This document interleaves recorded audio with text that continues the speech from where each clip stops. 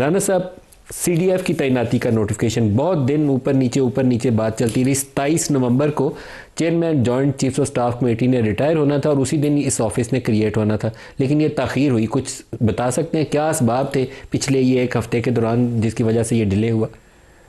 دیکھیں، یہ جو نوٹیفیکیشن ہے اس کی اہمیت، اس کی حساسیت سے متعلق تو جو ہے وہ بات بڑی واضح ہے کہ یہ ایک انتہائی اہم تعیناتی جو ہے وہ ہونے جا رہی تھی، اور اس کے لیے کانسٹیٹیوشنل امینڈمنٹس ہوئی.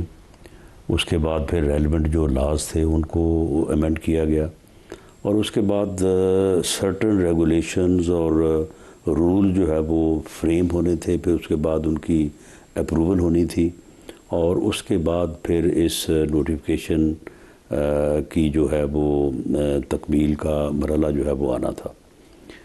تو اس سے پہلے ایسے ہی ایک موقع کے اوپر ایک جو ہے وہ صورتحال ایسی بنی تھی کہ ایسی مسٹیکس جو کہ آن دی فیس آف دیٹ جو ہے وہ تھیں، لیکن ایسا ہوا.